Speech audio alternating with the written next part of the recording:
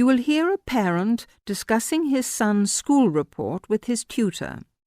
Listen and fill in the missing information in the report below. First, you have some time to look at questions 1 to 6.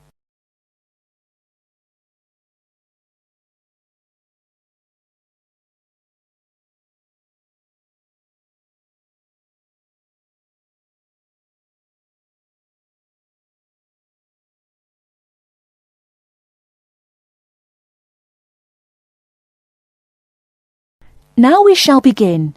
You should answer the questions as you listen, because you will not hear the recording a second time. Listen carefully and answer questions 1 to 6. Good evening, Mr. Jameson. Please sit down. Good evening. Now, about my son Stephen's report. Yes, just a minute. Yes, now, what class is he in? Oh, yes, 4E. No, 4A, isn't it? Yes, that's right. Has he improved this year, Mrs. Hargreaves? Yes, I think overall, yes. Mind you, there is still room for more improvement in some subjects. Let's see. Maths. Well, the major problem here seems to be his algebra. Apart from that, he's doing much better. Could you help him with this, Mr. Jameson? Well, to be honest, it wasn't really my best subject at school either. But the overall exam result was encouraging. 60%. Yes, and history, I seem to remember a bad report for this last year. Well, he lacks concentration in the class, and of course this makes it difficult to remember things like dates and names, and a memory is quite useful in a subject like this. Oh dear. Well, I'll have a word with him when I get home and see what we can do to improve that. And music. Music, yes. Is he still having guitar lessons? Yes, every Monday after school. His music teacher has commented that he doesn't seem to be taking them very seriously. I think it was just a craze he had, Mrs. Hargreaves. I've noticed that he hasn't been very interested in practicing at home. And also, he tends to talk a lot in class. I mean, he's very talkative, and he only got 40% in the exam. Well, nobody in our family is very musical, so I don't expect him to do very well. Before you hear the rest of the conversation, you have some time to look at questions 7 to 10.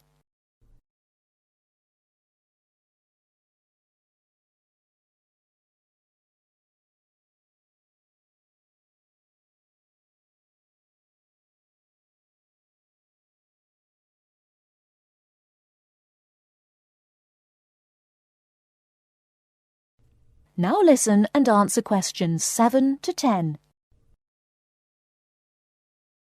Looking at his geography result, though, there has been considerable improvement, 64%. Yes, I remember him working at home a lot for some sort of project or something on... now, where was it? India, I think. No, on China. Yes. And it was an excellent piece of work. I saw it myself and was very impressed. And his art classes have also been going better this year. Yes, he became very interested in pop art after the school and went to the local art gallery to see the pictures there. His bedroom wall is covered with posters from the shop. Yes, and 58% is not bad for his exam result, considering how low it was last year. And now French. It seems that he has really taken to speaking a foreign language. We hoped he would, because it's important to know another language these days, isn't it? Yes, quite. That's why we paid for him to go to France last Easter, so he could practice more. Well, it seems to have done the trick. 80% is a very good mark. Now, Mrs. Hargreaves, I'd just like to ask you one more thing about...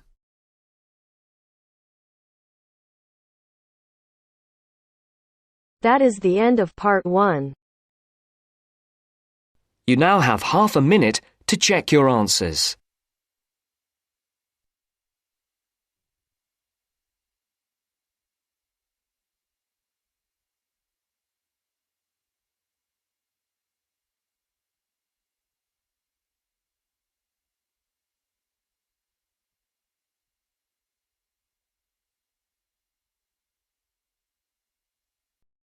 Now turns to Part 2. Part 2. You will hear a talk about safety in different regions. First, look at questions 11 to 14.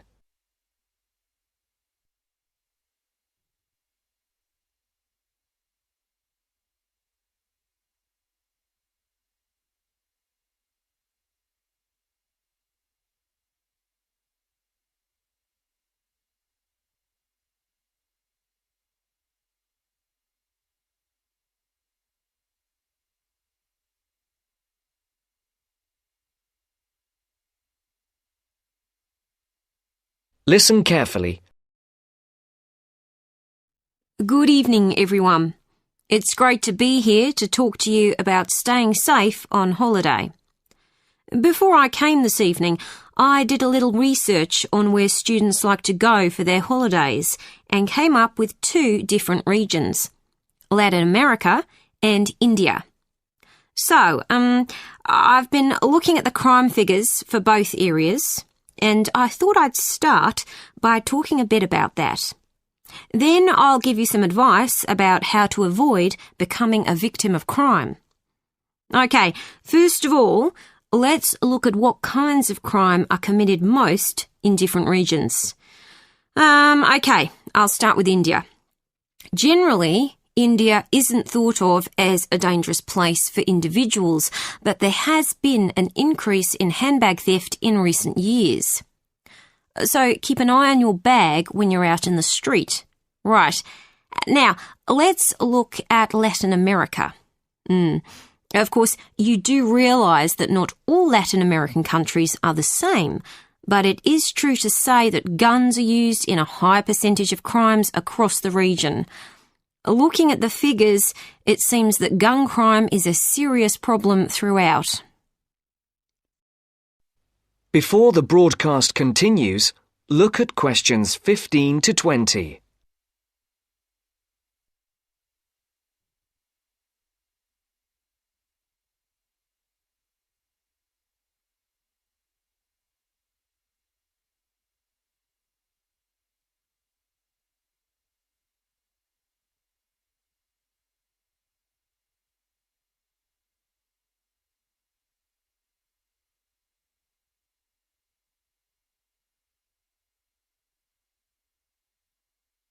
You will now listen to the second part of the talk. I can see some of you are thinking that it all sounds rather dangerous, but I know lots of people who've been there and had a really great time. They followed advice from the authorities, like making sure they didn't wear expensive jewellery in the street. And I'd certainly advise anyone travelling to Latin America to do the same. Another thing you should be careful of is not to go to lonely places at night. But of course, that's the same anywhere. But I must say, you do have to be very careful in some parts of Latin America when you take your money out of a cash machine. Sometimes you find that thieves stand very close to people at cash machines and take their money as it comes out. Okay, so now I'll finish by talking a little bit about India. I've actually been to India, and I didn't have any feeling that it was dangerous at all. First of all, I went on an organised tour with a group of people. This is definitely the best way to go because it's so much safer. I mean, I didn't go anywhere without the group, and we had a tour guide who spoke the local language and knew the area. In fact, I remember now, she warned us not to go off with strangers, even if they seem nice and friendly. But again, you wouldn't do that at home either, would you?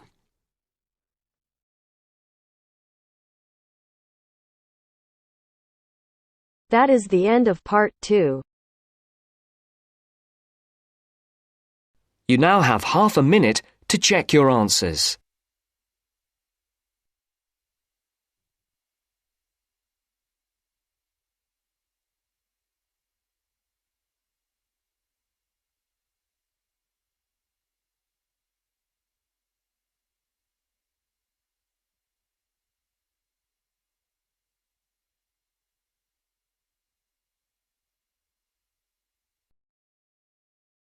3.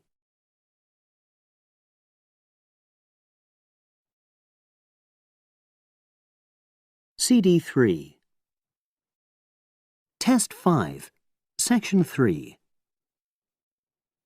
You will hear a business studies student called Sam talking to his tutor about an IT project he is going to do for a local company called Turner's. First, you have some time to look at questions 21 to 26.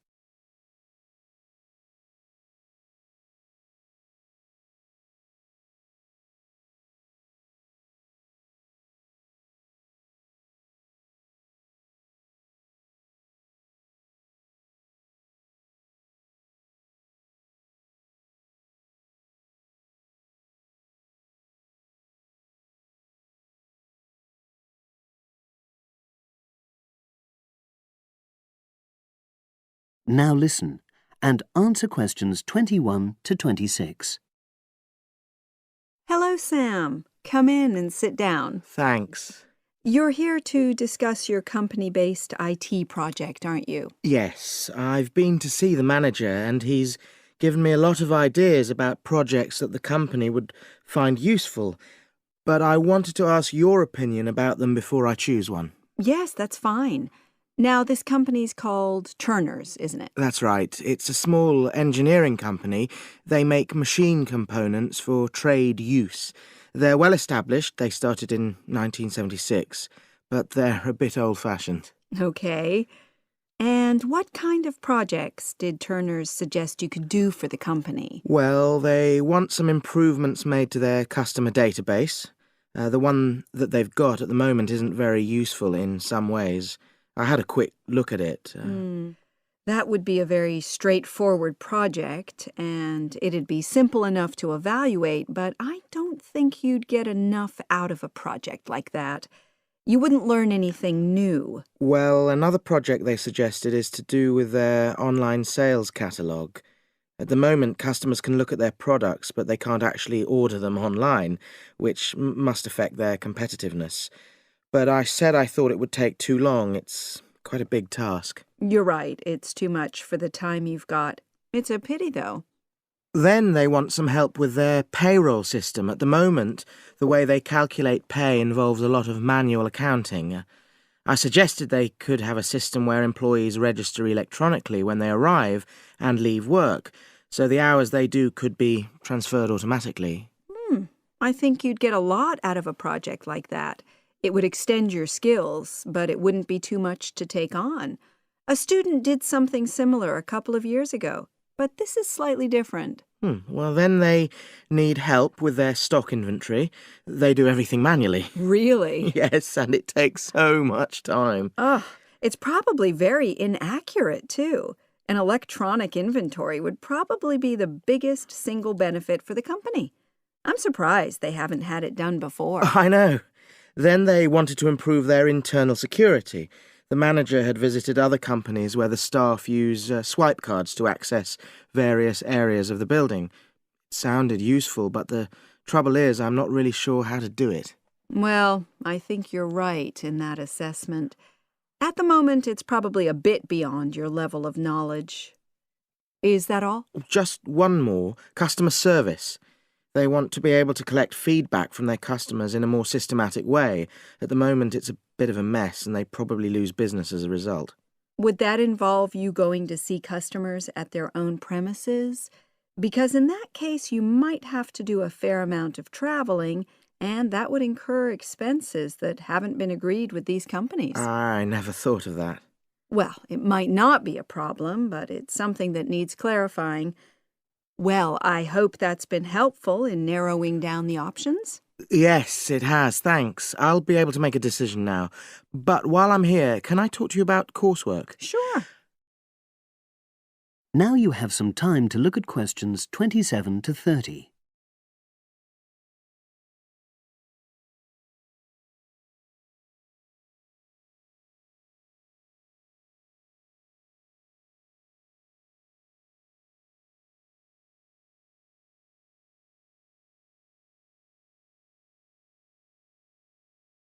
Now listen and answer questions 27 to 30. I'm not very happy about the way our group assignment is working. There are some problems. Oh dear. Are people just not getting on with each other? That's the worst thing. Actually, we're all friends, it's not that. But when we're having a discussion about the assignment, one or two people end up doing all the talking and the rest don't say anything. It's a bit frustrating because we need plenty of debate. Well, that's a common observation. You're studying in a group with people from all over the world, and you all have your own ways of participating. In some places, students are more used to listening than talking, and vice versa. I suppose you're right. I'll try to remember that. Does everyone pull their weight as far as sharing the workload is concerned? I'd say they do, yes. And our group elected a leader. She's very good at making sure no one's overloaded. But personally, I feel that there are just too many of us in the group. Whenever we try to arrange a meeting, there's always at least one person who can't make it. It's not anyone's fault, it's just that we've all got slightly different timetables. Well, I'm glad you've talked to me about it. Feedback is always useful. Is there anything else you're concerned about? There are a couple of problems with lecturers that all the students are talking about. Last semester we had negative feedback about the way lectures were organized. There were several occasions when the wrong room had been booked or the same room had been booked twice, that sort of thing. Is that still a problem? That hasn't happened at all as far as I know. Oh, good. It's sorted out then. But I don't know the reason, but some of the staff often turn up late, so we miss 10 or 15 minutes of our lecture time. It might be because they've been copying handouts for students. I think there's a queue for the machine sometimes. Well, I'll look into that. Thank you for telling me. Anything else? The other thing is that it can be very difficult to get to see a lecturer individually. They're all very supportive and friendly when you do manage to find them, but often they're not in their office, even at times when they're meant to be available for consultation. Okay, that's helpful. Now, before you leave, That is the end of section 3. You now have half a minute to check your answers.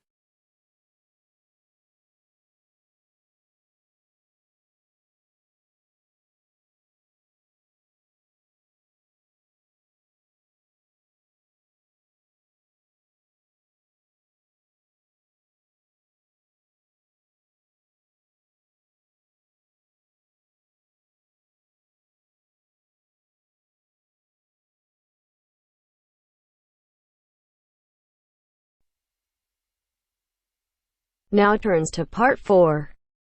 Part 4. You will hear a historian giving a presentation about techniques to identify the origin of handwritten books from the Middle Ages. First, you have some time to look at questions 31 to 40.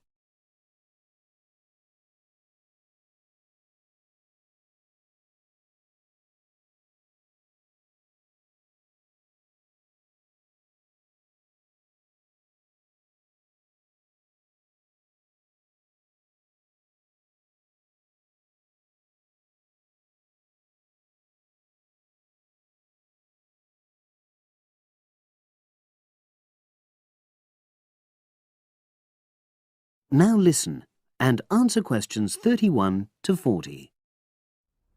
My presentation today is on how the science of genetics is being used to shed light on the origin of manuscripts, anything written by hand, produced in the medieval period, that is, the period between the 5th and 15th centuries AD. As many of you know, thousands of medieval handwritten books still exist today. Some of them have a clear provenance, that is, we know exactly where and when they were written. But the origin of many manuscripts has been a complete mystery, that is, until 2009, when geneticists started using DNA testing to shed light on their origins. But before looking at the new research, I need to explain something about the way the manuscripts were produced, particularly what they were written on. Virtually all were written on treated animal skins, and there were essentially two types. The first was parchment, which is made of sheepskin. It has the quality of being very white, but also being thin. It has a naturally greasy surface, which meant it was hard to erase writing from it. This made it much sought after for court documents in medieval times. The second type is vellum, which is calfskin. This was most often used for any very high-status documents because it provided the best writing surface, so scribes could achieve lettering of high quality. So, once the animal hides had been chosen, they had to be prepared. Where the right materials were on hand, the skins were put into large barrels or vats of lime, where they were agitated or stirred frequently. But if lime wasn't available, then the hides were buried. Both these techniques were designed to cause the hair to slough off and the skins to become gelatinous and therefore more flexible. The next stage was to put the hides on stretcher frames and pull them very tight. While on the frame, they were scraped with a moon-shaped knife in order to create a uniform thickness. For parchment, that was the end of the process. But for vellum, there was an additional stage, where it was bleached in order to achieve the desired color.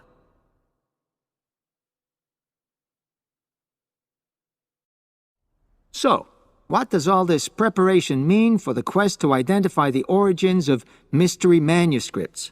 Well, until recently, the only way historians and other academics were able to guess at origins was either through the analysis of the handwriting style or from the dialect in which the piece was written. But these techniques have proven unreliable for a number of reasons. It was thus decided to try to look at the problem from a different angle, to start from what is known, that is, the small number of manuscripts whose origins we do already know. Because these parchments and vellum are both made from animal hides, it was possible to subject them to DNA testing and to identify the genetic markers for the date and location of production. From this was created what is known as a baseline. The next stage was to test the mystery manuscripts, finding their DNA characteristics, and then making comparisons between the known and the mystery scripts.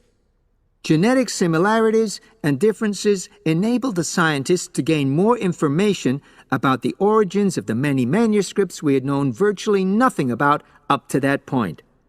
Now you might ask, what are the potential uses of this new information? Well, obviously, it can shed light on the origin of individual books and manuscripts. But that's not all. It can also shed light on the evolution of the whole of the manuscript production industry in medieval times.